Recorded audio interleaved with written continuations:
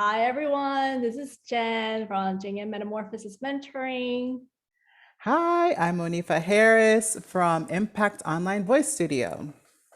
Yay, Monifa, we're back again.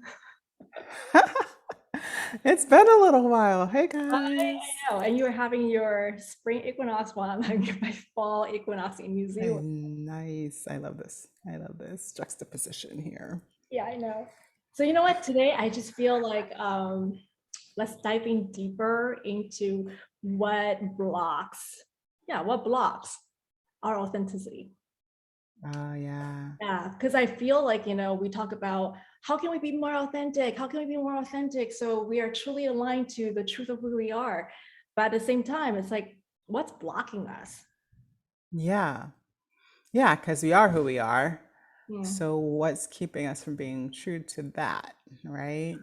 Yeah, yeah. And I think, yeah, in the experience, you think you're being authentic, but then you realize, oh, I don't actually like this, or I'm not comfortable with certain situations or certain relationships. And um, I think it really comes up when you realize that you're losing energy, right? Like when you're getting tired of doing something that you're supposed to enjoy or love, or even the relationships you're supposed to enjoy and love.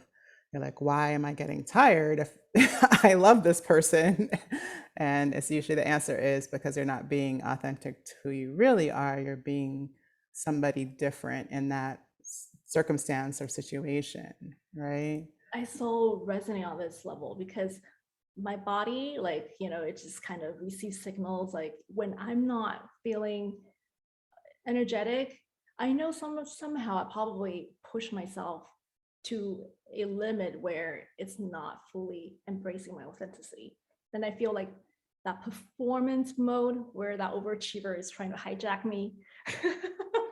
And that's Yes. what's going to happen. I feel like, okay, I'm feeling drained now. I feel burnout now. And yeah, and then that's like a physical sign for me to check in with, yeah, where's my authenticity?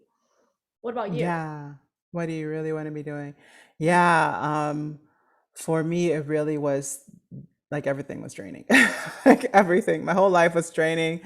My relationships, especially the only relationship I really had that didn't drain me was my husband.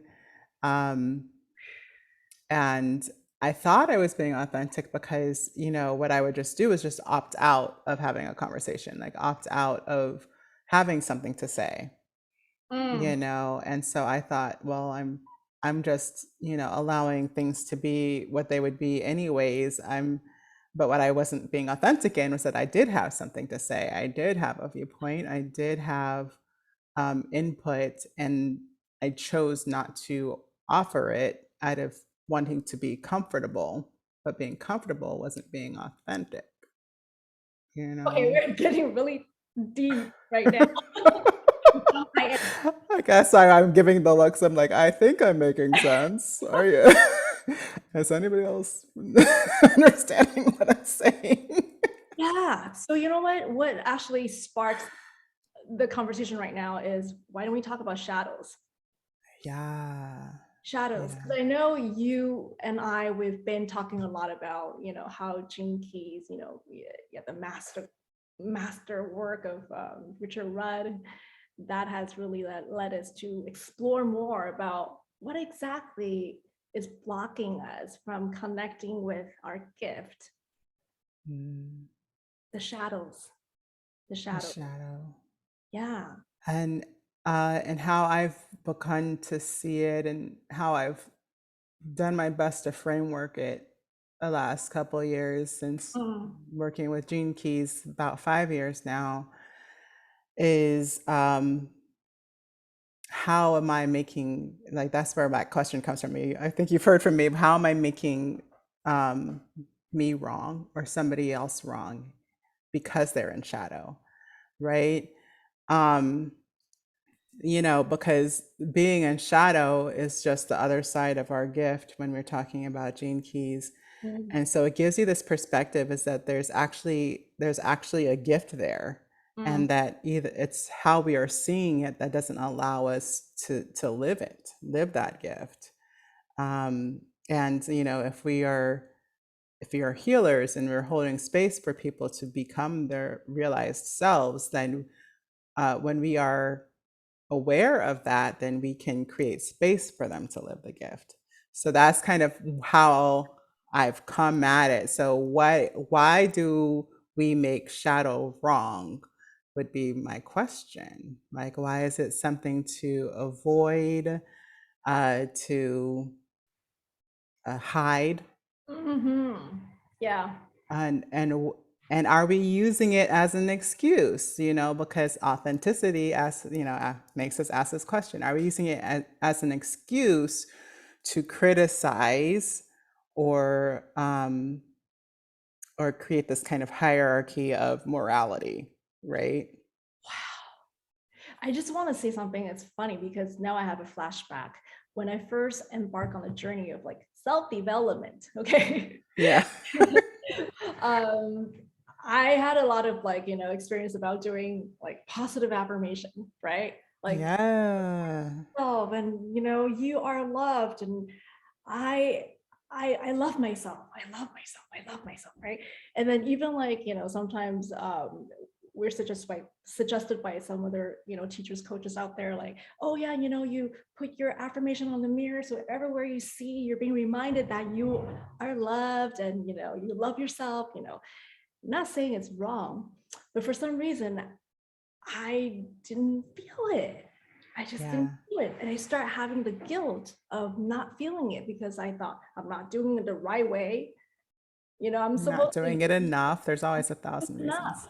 Yeah. Right. So I didn't know. I literally didn't know that I bypass the deep shadow work, So that pseudo Oh, yeah. positivity was eating me away by saying, oh yeah, all you have to do is to affirm yourself that you are this. And then other things, you don't have to worry about it because your brain is going to be rewired that way. Right. Except for our brain doesn't really make the decisions. Oh, Somebody should tell somebody that in like the higher ups. Like our brain isn't really in charge, right? Our heart is in charge. Our body is trying to get us places. So it's giving us directions all the time through our cellular system, our chemistry system, and then our neuro activity. All of that is in charge before our thoughts are in charge. And exactly. and so it's just not true. Like you can't affirm yourself into feeling better. You can acknowledge that there's an affirmation that you would like to be true, and then you can see where you aren't yet oriented to that Exactly. affirmation. Right. And that's the shadow work that you're talking about. Yeah. I started from, trying to fix my mind, my problem, Yep. fix this part of the faculty here, and then bypassing what's going on here. Yeah. Heart, Yeah. the heart is hard for me at the time. I was like, you want to talk about shadows? What kind of shadows do I have? And then, Feelings are hard. yeah, but right, feelings are hard. Feelings are hard, and I didn't want to face it. So I was escaping it by going into pseudo positivity. And I can do it. Yeah, mine was meditation. I would just blank out. Like, yeah, I don't like what's going on here, so I'm just gonna live in my own space now. Yeah, how Yeah. intelligent our mind are. I mean, we can convince ourselves of anything, and that's why it can't be in charge. Like it's just because however we're truly feeling, whether we're acknowledging that feeling or not, will be explained logically by our mind, right? So it's going to tell us why we're right and whatever we actually feel and believe in our body. So, and that comes from trauma and experiences like that. That's why I'm a little, uh, I don't know. I feel like we have to be careful with like heart opening practices and this kind of thing. First of all, again, our heart is carrying that story. So I feel number one, we don't really, I know we feel like it, that's why people do cord cuttings and all this kind of thing. We don't really want to get rid of our story because that's, again, where we find our power. Yes. Um, and then there's nothing wrong with our hurt, just like there's nothing really wrong with us and who we are and who we are being.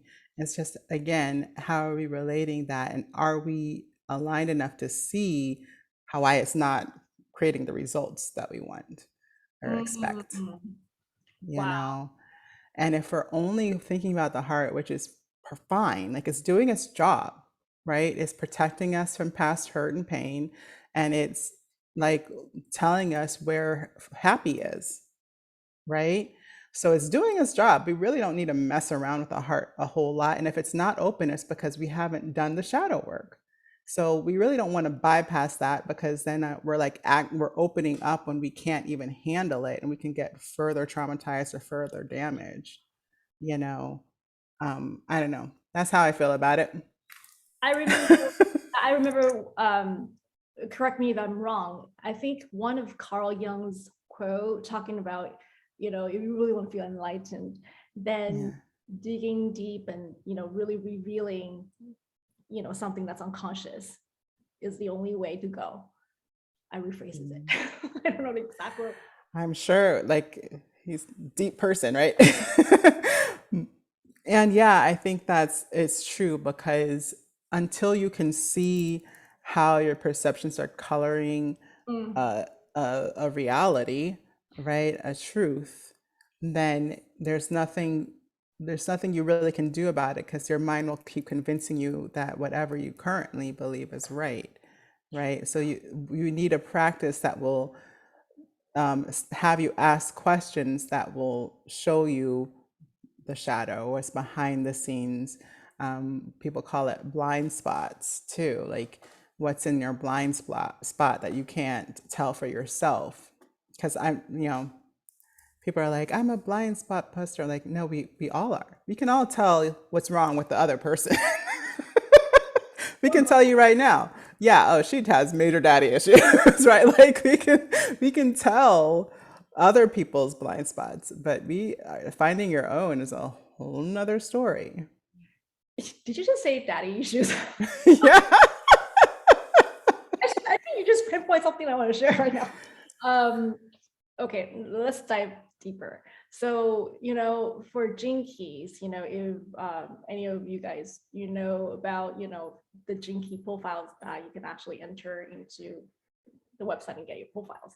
And on my profile, I remember there's a sphere, it's the shadow frequency is called arrogance, right? And then I was like, Mm. arrogant? I'm not arrogant, so I had my ego wanted to fight with it, like Yeah. my arrogance is I'm a humble person. Right? But as I dive deeper, I'm like, I guess I am. And in what Mm. aspect? We all have different storylines. But for me, since you just talked about daddy issues, right? So I saw myself, and it has to be so like brutally honest, like seeing myself having the power struggle with my father. Mm. And he has a very scientific, medical background, so very scientific, factual, fact-based type of person. And where I am is like I'm just kind of metaphysical and wanting to feel and tap into the hard thing. And to him, it's not logical, right? And then Right. I found myself secretly criticize him or judged him as not being spiritual enough. And there comes my spiritual arrogance. It's A so easy to be spiritual, arrogant spiritually. and then, like you said, like it's easy to spot somebody else's shadow, right? Oh yeah, Yeah. he's not able to even like listen to his intuition. He's just everything has to be analytical, Yeah. Yeah. right? Yeah. Judging him through my own spiritual arrogance of, well, he doesn't know how to, and there's no need for me to spend time to, even communicate with him. So my other shadow is called impatience. Like, don't Hmm. need to be patient with this process. I didn't tell myself that, but the shadow is really hidden. It's really repressed. It's, Yeah. Yeah. oh no, Oh, no. I have so much patience because it's so trying. Yes, Yeah. I see myself doing that, and I was really humbled and convinced that my shadows are pretty secretive. Yeah. It's not through the mental processing of, no, I don't think I have this quality or traits, but through my own interaction with other people. And when I see myself doing that, the unconscious, it's just being conscious, becoming conscious of like, ta-da, Yeah. Jen. I was so confused when I first saw like some of the shadows. I was just like, uh, that's like the best thing about me. Um, Care about your shadow. Monifa. one of mine is expectation. And and I've always considered myself a master of expectation because I refuse to expect something that I can't predict. Wow. Right? That's where I came from, especially when I came to the Gene Keys. And what I realized is that I was experiencing kind of the repressed version, which I experienced all the versions of all the things, but I was experiencing the repressed version, which is basically deciding not to um, engage into anything, right? Like basically, I wouldn't ever want something Yeah. out of the fear of not getting it, Wow. right? And so it just like creates like the more and more repressed feelings, and like your energy just gets smaller and smaller and smaller. That's kind of what the repetition of shadow creates, which is why it feels so bad because you're just like you know. um and yeah, so I didn't even realize the gift is detachment. It's like um, seeing a possibility without being attached to the result, Mm. right? So the gift is actually having such an expansion of possibility that Yes. that all results are possible, right? And so that's kind of now I realize, oh, I get it. Like I don't have to want it, but I do, right? And then it creates like kind of this spaciousness around the desire. And then it's kind of equally it's a now still have the energy from wanting it, but I don't have the dread of not possibly getting it, Yeah, right? while you're saying it, I can feel the difference of the vibe, even though it's Yeah. words, but then the vibes are different. Oh, the vibrations are so different, especially in me. That's what's so fun to me about having that exploration because I can feel my body literally change when Mm, I'm speaking about the gift. Some of that's from the work that I've done to be in resonance with what that story is for me. right.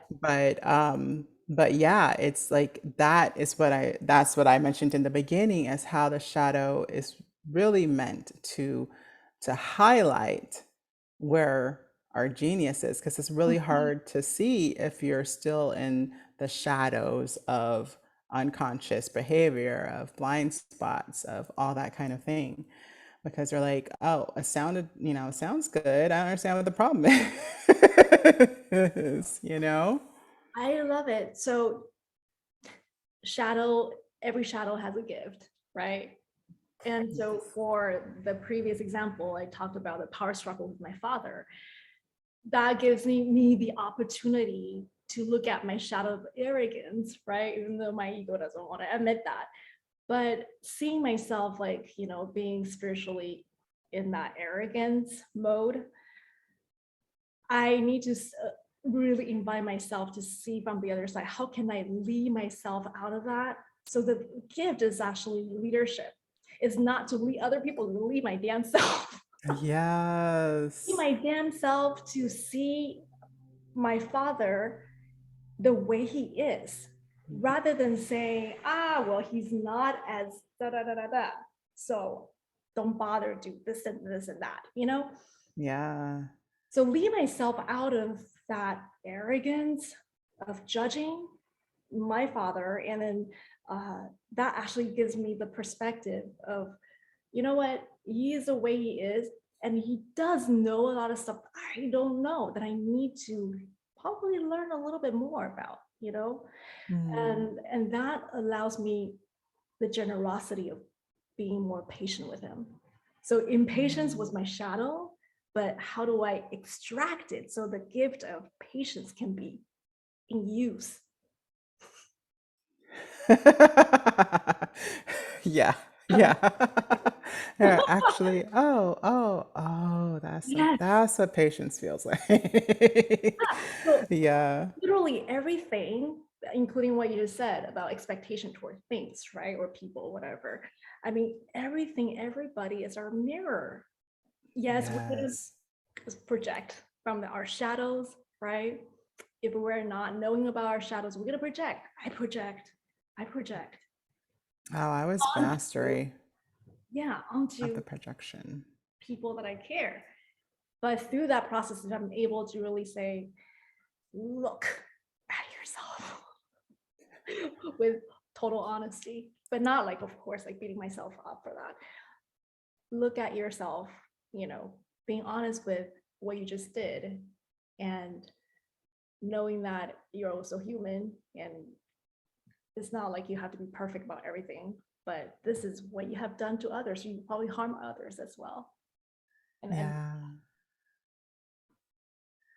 I think it takes such of like true humility. I feel like there's a lot of erroneous versions of humility, but it really does take a lot of humility to recognize that, well-meaningly we can still harm, yes. you know. Uh and yeah, and to acknowledge that and to take take the steps to improve how you are seeing something so that you are doing less harm, you Mm, know. um yeah, and that's what the beauty of the self work does, is that it kind of leads you down that path where you can, is that the Buddhist quote, like, do no harm? oh yeah. Or Yeah. yeah. uh so yeah, and it gives you that understanding of that you can have all the best intentions in the world, but if you aren't aware, then you are, you know, blindly doing harm, you know. And when we have, what I think of the shadow as is like this edge that is really obvious to see because it doesn't feel good, right? It doesn't feel good when you're in shadow because you're usually like in your excuse mode, whatever your excuse mode might look like. Mine is usually complaining or criticizing or, Mine's just not arguing. Mine's arguing. arguing. Yeah.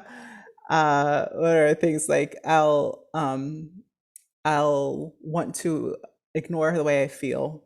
That's Yeah. another kind of thing that happens. And if I'm ignoring the way I'm feeling, which is another of my shadows, if I'm ignoring how I'm feeling, then I'm ignoring how other people are feeling, Yeah. right? And so it makes me literally blind to how I can be with, connect, and serve others, right? Uh, and so, yeah, so when I'm having those, essentially those same things are that we've been talking about forever and ever before we knew anything about Gene Keys, which are negative thoughts.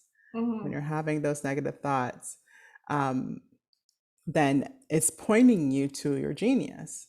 And that's what, like, one of my central gifts, my convocation gift, is grace, which is basically saying that there's beauty in shadow, right? Yes. um, and that it's actually there to serve us, and how can we see the service is kind of my unlock, you know.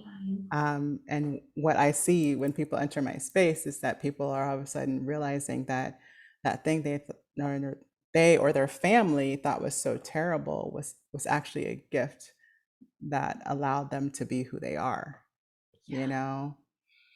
So it can be a really beautiful thing, and I'm getting words from other people, but like there's like a bright line that it carves that says, like, if you're having this thought, then there's just one step to your gift, to your genius, and it's right there to unfold if we believe that, if we believe it's for us.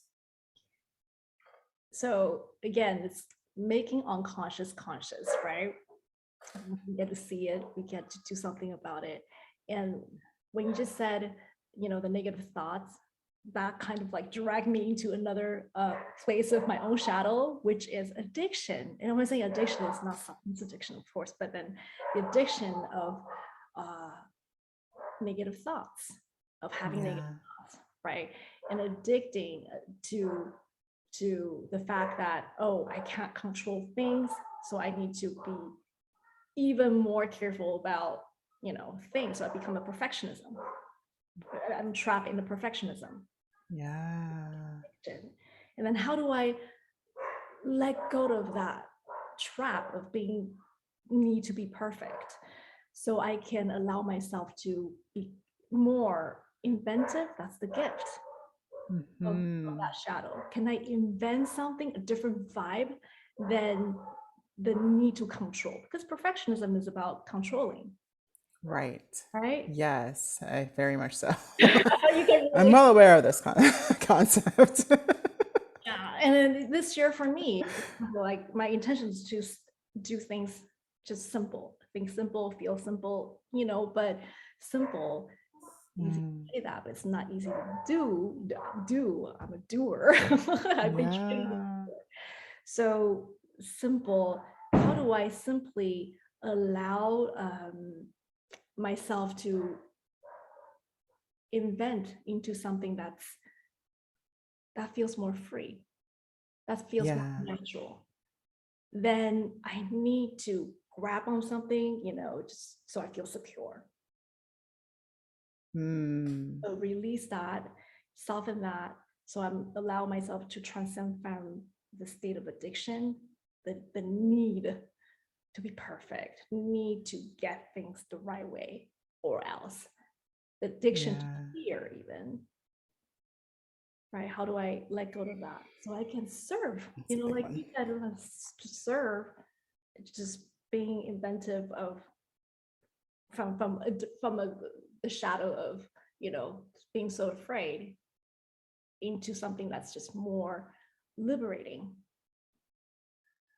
Yeah. When you're talking about that, I saw one of your other keys because I know Oh, I know what is her a few of them. I forgot what the shadow is, but it was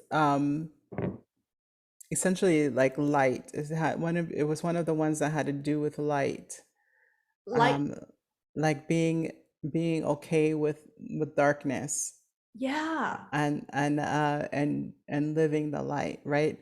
Mhm. Um, and it really reminds me of that because it's kind of this. There's some keys, one of the things about Gene Keys, like there's some keys that's like very evident. It's like if this is happening, notice this, and you'll see the gift, right? And then there's some keys that are just like, yeah, this is a spiral downward. Like if you keep doing whatever you're doing in this area, then there's no hope, right? And like it's like, and then the gift is something where it's fully obvious, but you have to choose it. You know, It's a choice. It is a choice. it's really just a choice to see it on a different vibration, and I forget which one it is, but this one is the one that essentially that you have to let it get as dark as humanly possible, and then the emanation of light will happen like a spark, right? Yeah. Yeah. And it's kind of that thing. To me, invention is a spark. It's like it's Mm. a idea. It's that light bulb, right, that goes on in the head, is how I see it. And then so to me it's like, okay, so it's pretty much the same thing. In order for you to get into that inventive state, you have to really kind of accept that shadow and just accept it and be with it, and then you can allow that to expand you to anything being Mm. invented, right? You just pour grace on my shadow. You're great. Yay. But what I'm saying here is really like, um, the reason why me and you were so open about talking about our own shadows is that authenticity is, if we really want to, step into our authenticity, I mean, shadow is not something we need to avoid. It's something that we need to step in and be okay to even like talk about it, even though, I mean, when we're talking about not talking with anyone out there, if they don't get your story. True. But with somebody who really feels you and they're on the same path, or they're also in their soul's growth, in that environment we feel safe to connect, to talk about our shadows. Yeah, it's important to build kind of your own safe space to have that conversation, especially if you're still in that point Mm, um, where you're not quite able to see past other people's opinions, right? So it's really important to like take care of yourself in that space and not overexpose yourself or your heart to those things. Um, but ultimately is the ask, right? This like full service is the asking of being vulnerable, yeah. um, about your story, you know. And I was kind of brought into this idea of doing the Gene Keys on YouTube, and at the time I was like, oh, this will be fun, because I love studying them, and it was just more opportunity to do that. And then and then I started doing them, and I realized how exposing it Mm. is to talk that much truth into a world that lives in deep shadow, right? Like it's very Well, it's it's really, very exposing. yeah, it's very courageous of you to do that. Well, I didn't know that's what I was doing. When I thought of it, that's gonna be fun. Um, and and then and then of course, just to be true and authentic as possible, I started with myself. I started with my purpose shadow and gift, um and I just realized like how vulnerable that is, like just telling people what your faults are, carte blanche. Oh, so I feel like I want to ask you this. So how do you take good care of yourself when you feel like you're being, that feeling of exposed, how do you take care of that vulnerability hangover? Oh, it's kind of like all my explanations go back to voice, Jen. I don't know why you keep asking me these questions. But like for me, it always comes back to this feeling of how do I how do I maintain strength while I'm singing? And one of the hardest things to do when you're singing strongly is to stop. To stop making a noise, because if you keep making a noise without a lot of intention with it, then it becomes flat, or it becomes sharp, or it becomes something that you don't want to be heard. Like there's a lot that can go wrong when you're using your full voice, Mm, right? mm, And I think of that, and I think of like what I always say to people when I'm asking them to give more, give more breath, give more sound, and I'm always, and it's always let go. It's like, just let go. You don't have to keep holding it. You can just let go.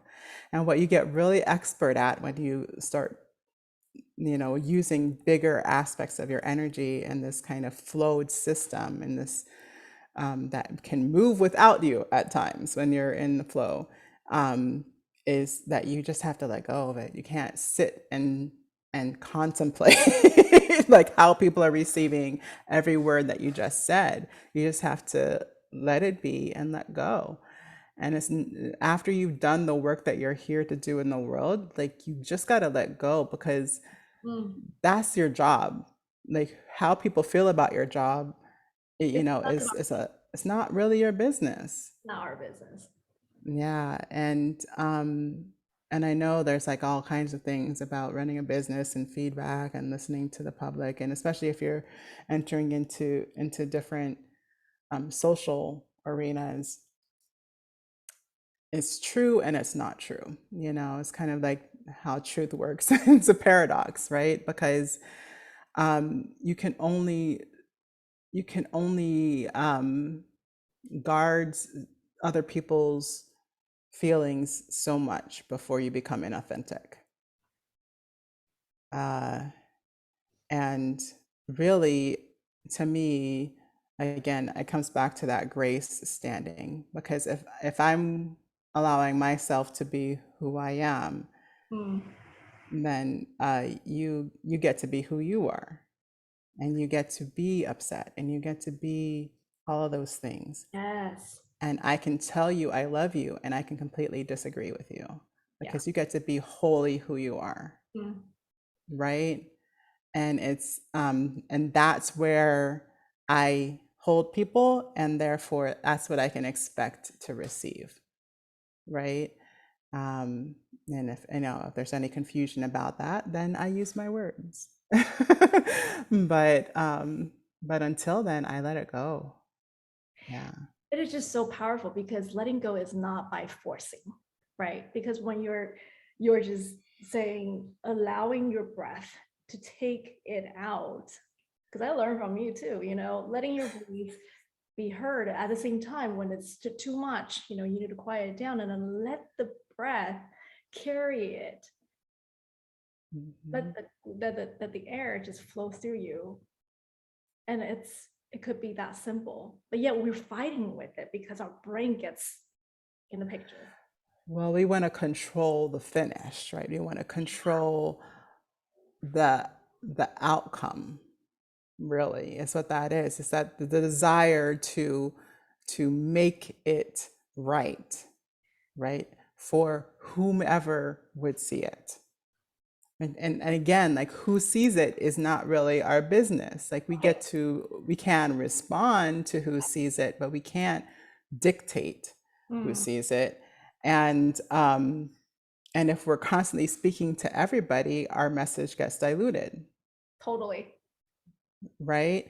So it really is. It's kind of that you have to give over. And how I think of, I call it going back to breath when we're talking about voice.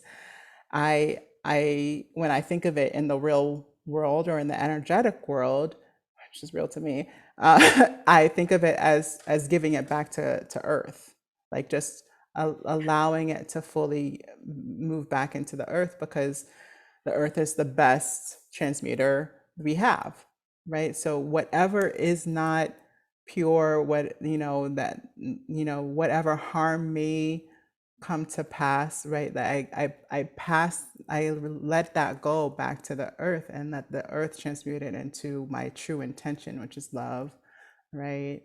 Would you be And so kind, Monifa, to just take us all into that one breath, that yeah, technique that you taught me before? absolutely. My favorite. It's my favorite exercise ever, and it's super simple because you first get to dictate, which is how we like to live, right?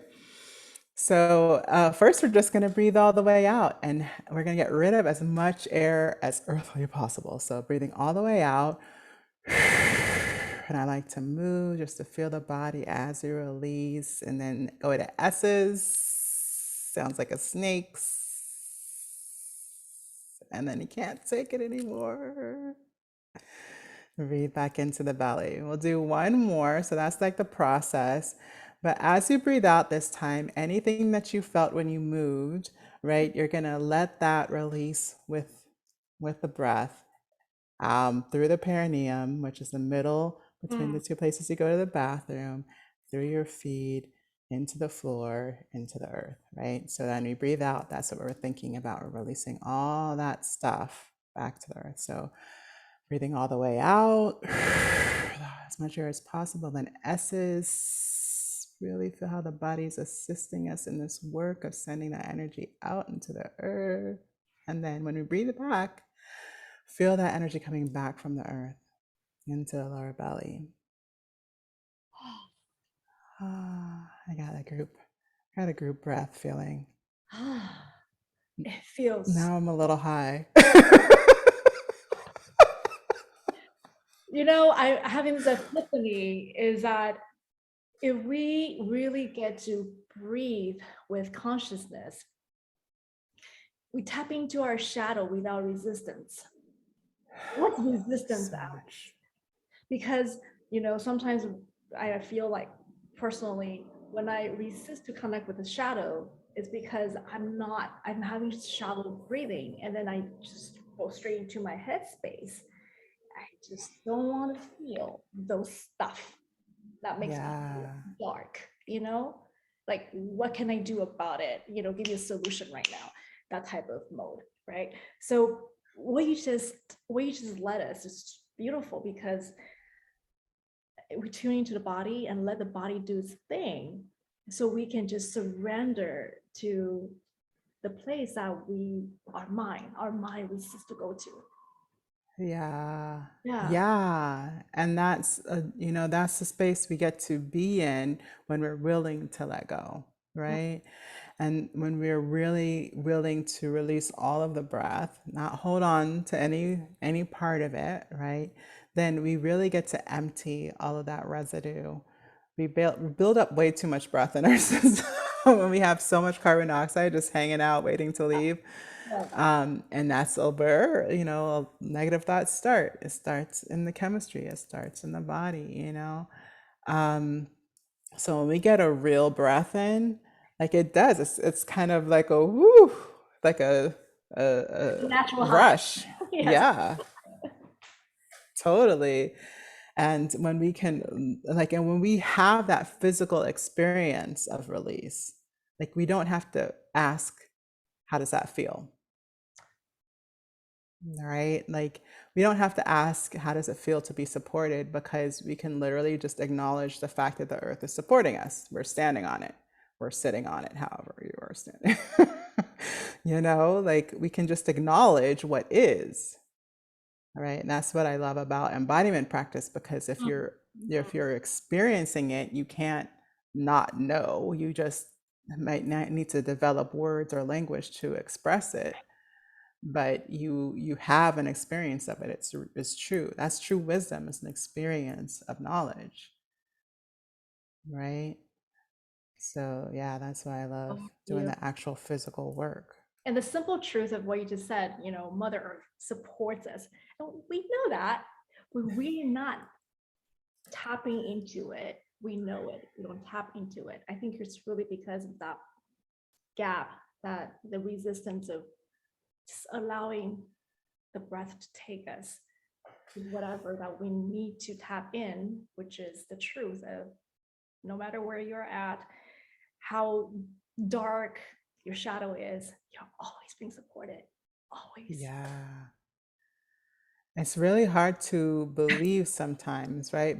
Yeah, it's But really hard. you you don't, but that's what's beautiful about it. You don't have to. You can go witness it happening. Go put your feet on some ground, and then you'll notice that you're standing on the earth. And it's crazy that we have to do these things, but we are such mental animals. Like if we literally can convince ourselves of anything. There's a time I felt nobody supports me. Nobody is for me. Like nothing is for me. I like my whole existence is working against me. How I think, how I am, who I be was against me. That's how I felt, right? You couldn't have convinced me otherwise. You're always supported. I was a Christian and I still believe, like, oh yeah, I know God's up there, but like doing this thing, what I'm saying? Like I didn't feel supported by God. I knew that I was loved. That didn't really feel like help at the time. Yeah. Not if I was being honest. Like I could have lied about it. Like, yeah, I know God loves me. Yeah, but did I feel loved? No, right? And so for me, it is like a very real thing. It's like, well, when I first started really feeling loved by God, I went outside and I acknowledged the gift, Wow. Yeah. right? It's like, well, somebody loves me. Like out in this piece, like this whole world being created. Like, okay, I acknowledge that, right? But it was part of the experience of going outside and being in nature and noticing the intricacy of each created thing, right? And so to me, again, you really can't know or live spirituality without having the experience of connecting that with what you're actually living and experiencing on a day-to-day basis. Because on a day-to-day basis, we tend to just having, the expectation, you just talked about it, expectation towards certain things and how it's supposed to happen, or people, they should show up for me when I feel hurt, when I feel lonely, and then we don't connect with Mother Earth and knowing how much unconditional love that, she's so willing to give us. We weren't able Yeah. to that depth. Yeah, and it's amazing because there's so much bounty there, and yet, we go around in our boxes and we just forget. We just forget. Yeah. And but yeah, and I think it's the same thing in my mind, shadow is soil. It's just the unformed gift, right? Like anything can grow from that, anything can live within that, especially if it's nurtured, especially if there's an intentional seed planted, especially if it's watered, especially if, we're shedding light by our awareness and our attention, right? Like, and that's the shadow to me. It's like there's nothing wrong with it. It's just not formed yet. It's the same essence, it's the same energy that creates all the things. So that brings me to the next one. I just feel like, tapping into shadows, it's a blessing. Triggers. We're talking about triggers. So Ooh. the trigger. Trigger. It's actually it's a right, right? It's a right to serve us to get into our shadows. Mm-hmm. We want to avoid triggers, but no, triggers are healing balm, And for the longest, I tried not to look at it as a healing balm. I was like, no, it's annoying. I don't want people's protection. I don't want to feel triggered this way. But no, it's helping me to get down there, the muddiness of the wall. And then I find jewels there. So without feeling triggered, it would be there's a problem. problem.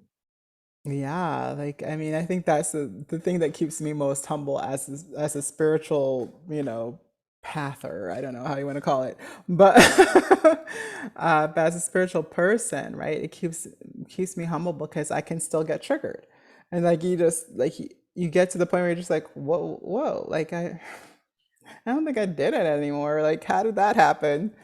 But Endless. It's endless.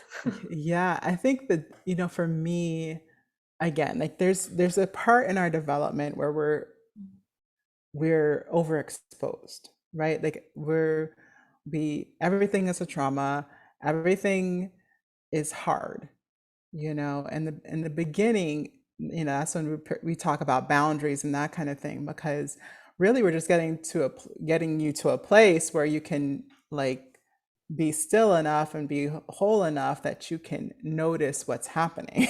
Like that's like in the beginning. And so yeah, like triggers can feel like something done to you in that stage, because you're like, I was fine until you triggered me, like but then, as we grew up a little bit in our spirituality, we get less pokes. We don't feel as many triggers. And so you start thinking, I must be all right. I've got this worked out. And then, universe, God, consciousness, however you want to call it, like says, nope, here's a trigger. This is your next work. This is your next work to do. And And again, like that's when you find yourself having those negative thoughts. How are you making that person wrong? Oh, that person is so abrasive. Why do they talk to people that way? They're just so loud and they're so insensitive. Don't they know some people don't need that kind of loudness around? And and you just start making a story about why they're being wrong, the wrong kind of human, right?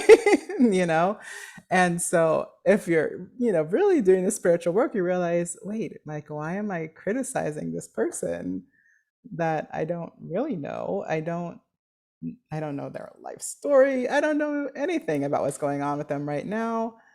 Like, I can't just make a blanket statement about who they are because I'm triggered. Mm. So we can say like trigger is a direction pointer, right? It's a direction pointer of something's wrong. Wait, what's going on here? Yay, right? So wow, and then it really brings me to like, I think we're gonna wrap this up soon, but then I feel like one of my gene key in the shadow is turbulence, right? Mm, Feeling all like, swirled up, like complicated and everything, right? Turbulence. And the gift of that is humanity. So when I yeah. see that, I'm like, oh God, I'm a human. I don't need to sort everything out at this moment. I'm allowed to feel all the complication inside. I'm allowed to just cry my eyeballs out. I'm allowed to just be in this ocean of like turbulence, you know? Yeah. Once I Yeah. acknowledge that, then I sing the humanness in me, and then allowing other people or things, whatever that triggered me, to be part of the humanity. We're all equal. We're all fucked up, messed Yeah. up. In Right? our way, yes. Yeah. And then that led me to just open up and to have more compassion. Yes. It's a collective thing we're talking about, even though like we're exposing, sort of sharing our own shadows here. But I just feel like it's a collective. You and I, we're part of the collective. We're individual, yes, but then collectively we're also contributing the ripples. Mhm. We really invite everyone who's watching here is willing to at least not feeling like those strong reluctance to not get in touch with that darkness part of you, because it's part of who you are, and that's the juice, the power, the genius that lies in there. Yes. Monifa, you have any last words to share for this interesting episode about the Oh, this is a very, very cool episode. I highly recommend it. Yeah, no, it's that, just that. It's just that. That is part of the beauty of who you are. And the more you can recognize it, the more you'll invite it, and the more it can stop hiding from you, you know? Mm, And you get to co-create whatever's next. yeah, gives lies in the shadows. Yeah, it's lying there waiting on you, trying to come out. Yeah, it's spring equinox on your side. So anyone Yeah. feels that urge to explore about your shadows and everything, check out Monifa's YouTube, and she talks about Jinkies exploring from her side of the story. So Yeah. find it interesting, and then you wouldn't feel shadow is too much to handle. Yeah. Yeah. There's so much beauty and possibility Mm. once we get to see it. Yeah. Yeah. Oh, thank you so much, Monifa. I love this episode. Thank you. Thank you. It's Thank you. so much a pleasure and honor. And yes, I look forward to each one of these. So, Exactly. So we'll come back to see what kind of gifts we're going to connect from more shadow work. Already. So there it is, guys. Thank you for watching, and have fun playing with your shadow moments. And don't be afraid when you're facing your triggers. Love you lots. Bye, guys. Bye, Monifa.